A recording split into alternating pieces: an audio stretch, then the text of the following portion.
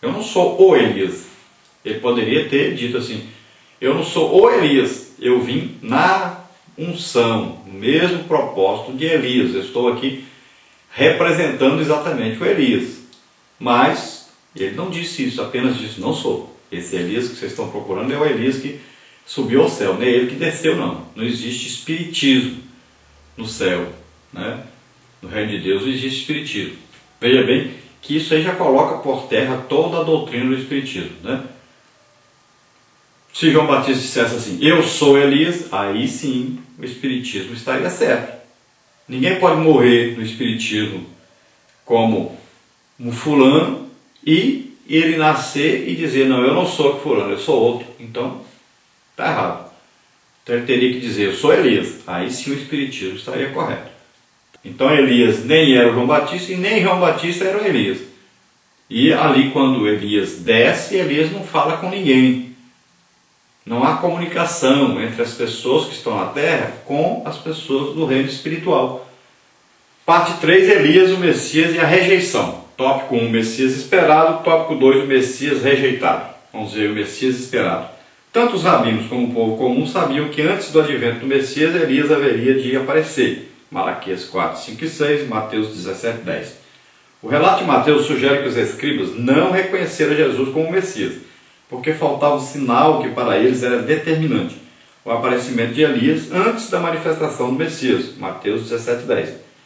Como Jesus poderia ser o Messias se Elias ainda não havia vindo? Jesus revela então que nenhum evento no programa profético deixara de ter o seu cumprimento. Elias já viera e os fatos demonstravam isso. Elias havia sido um profeta do deserto. João também o foi. Elias pregou um período de transição. João prega na transição entre as duas alianças. Elias confrontou reis. 1 de Reis 17, 1 e 2, 2 de Reis 1, de 1 a 4. João da mesma forma, Mateus 14, de 1 a 4.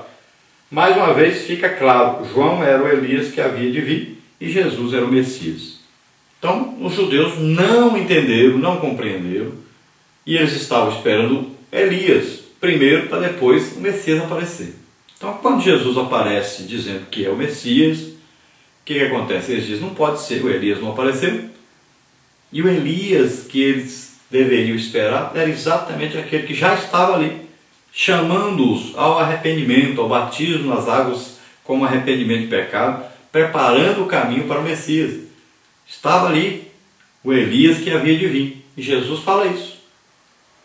O Elias já veio, mas não foi reconhecido, foi maltratado, decapitado ele. Então, todas as características de Elias, João Batista possuía. Maneira de se vestir, errante pelo deserto, combatendo reis, combatendo o pecado, chamando o povo ao arrependimento. Então tudo isso indicava que João Batista era o Elias que havia de vir e Jesus o Messias. O problema é que eles não compreenderam nada disso, nem reconheceram Elias e nem reconheceram o Messias. O Messias rejeitado. O texto de Mateus 17, 1 a 8, que narra o episódio da transfiguração, inicia-se com a sentença 6 dias depois. Mateus 17, 1. O texto coloca a transfiguração num contexto onde uma sequência de fatos deve ser observada. Os eruditos ressaltam que 6 dias é uma outra forma de dizer uma semana depois. De fato, o texto paralelo de Lucas fala de quase 8 dias, isto é, uma semana depois, Lucas 9, 28. O texto, portanto, põe o evento no contexto da confissão de Pedro, Mateus 16, 13 a 20, e no discurso de Jesus sobre a necessidade de que se tomar a cruz, Mateus 16, 24 a 28. O Messias revelado, portanto, em nada se assemelhava ao herói da crença popular. Pelo contrário, sua mensagem, assim como a de João Batista, não agradaria a muita gente e provocaria rejeição. Então, aí acontece a transfiguração num contexto de duas coisas muito importantes. Uma coisa é, Jesus está falando sobre a morte e ressurreição. Então, sobre a sua partida, na verdade, enquanto o povo queria ali um Messias que governasse sobre a terra, o que eles vão ter no milênio somente, mas não naquela época, porque eles não o reconheceram. E também no contexto em que Pedro, respondendo a pergunta de Jesus, Jesus diz: quem dizem os homens que eu sou? Então Pedro, usado por Deus, diz: tu és o Cristo, o Filho de Deus vivo. Então, Diante dessa declaração e diante dessa promessa de morte e ressurreição é que acontece, então, essa revelação do reino de Deus na transfiguração. Veja que o contexto aí é muito importante para nós entendermos por que a transfiguração. Então estava na hora agora de Pedro, João e Tiago, os três principais líderes dos apóstolos e da futura igreja, verem agora o reino de Deus, como era o reino de Deus, e terem certeza que realmente aquele que estava com eles era Deus realmente.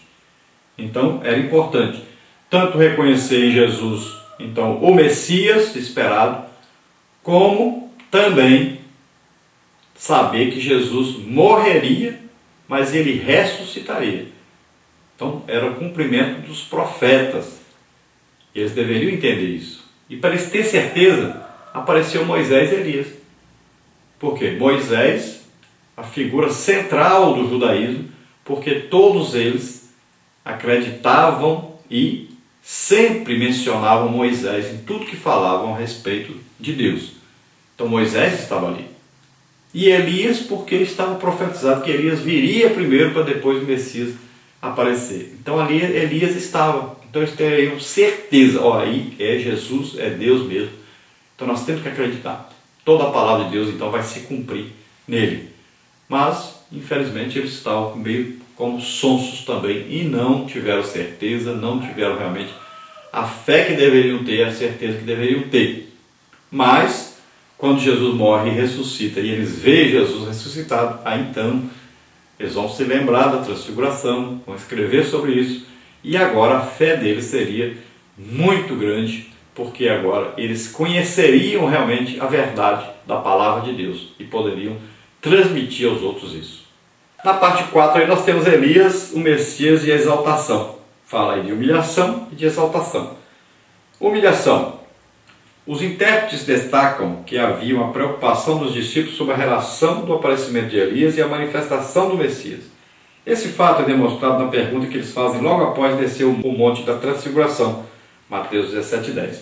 Como D.A. Carson observa, o fato é que a profecia referente a Elias falava de restaurar todas as coisas, Mateus 17:11. E os discípulos não entendiam como o Messias tão esperado pudesse morrer em um contexto de restauração. Cristo corrige esse equívoco, mostrando que a cruz faz parte do plano divino para restaurar todas as coisas. Mateus 17:12, Lucas 9:31, Filipenses 2, de 1 a 11. Todos os discípulos, sabendo dessa vinda de Elias, perguntam a Jesus: mas o Elias já veio? Então Jesus disse: ele veio. Se referindo, eles entenderam que estava se referindo aí a João Batista.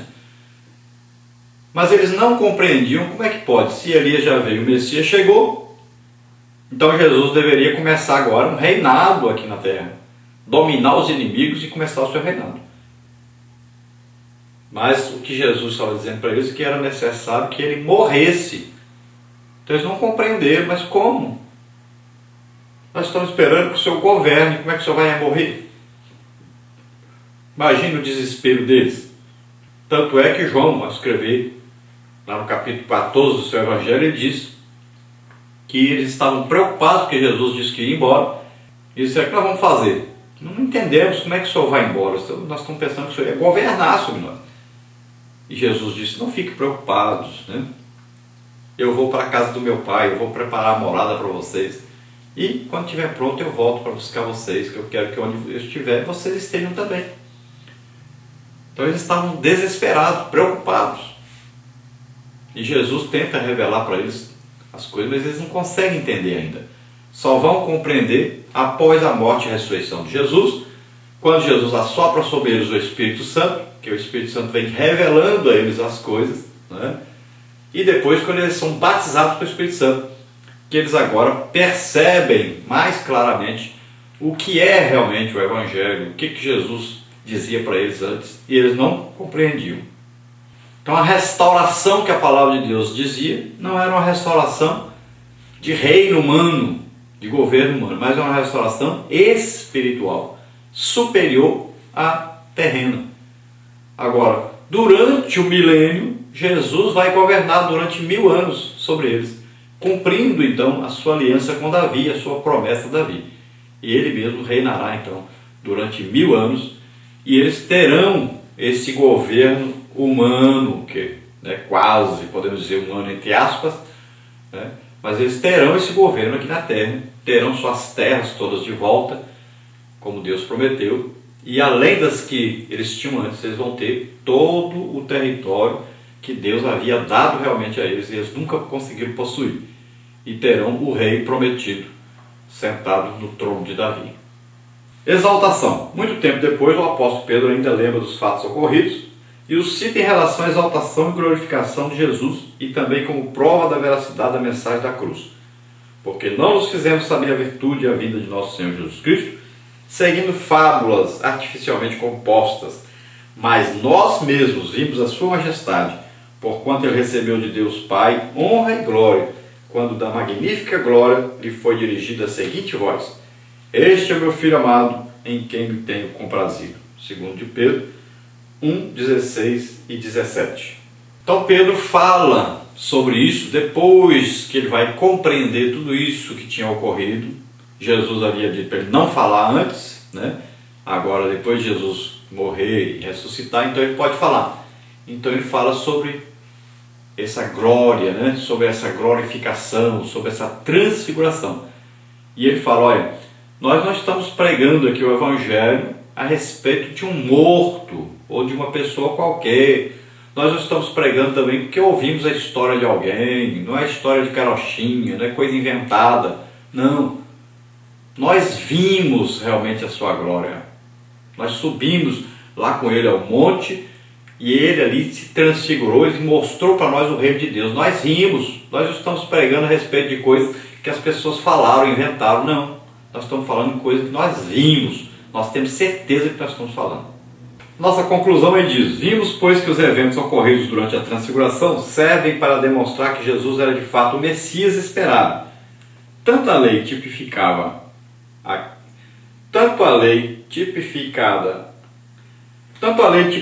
aqui em Moisés, como os profetas representados no texto pela figura de Elias, apontavam para a revelação máxima de Deus, o Cristo Jesus. Essas personagens tão importantes no contexto bíblico não possuem glória própria, mas irradiam a glória proveniente do Filho de Deus. Ele sim é o centro das Escrituras, do universo e de todas as coisas. Colossenses 1, 18, 19, Hebreus 1, 3, Filipenses 2, 10 e 11. Então a transfiguração já é mais uma prova de que Jesus realmente é Deus. Ele é o nosso Salvador, ele morreu por nós, ele ressuscitou e ele é Deus. Também a transfiguração é importantíssima para que nós possamos ter aí a certeza de que tudo que nós somos ou possuímos vem de Deus. Jesus aqui que é o importante. Então seria como se fosse o sol, aí tem as estrelas, tem a lua, mas todos os brilhos tão importante aí é o sol que irradia a sua luz. Assim também é Jesus. Jesus é que é o importante. Todos os homens, né, tanto esses homens importantíssimos como Moisés, Elias, Pedro, né, João, Tiago, como todos os homens de Deus que surgiram e que estão aí até hoje pregando a palavra de Deus, né, todos os homens, a luz que está neles, né, a força que está neles, o poder que está neles, a sabedoria que está neles, na verdade, vem de Jesus. Então tudo é movimentado por Deus.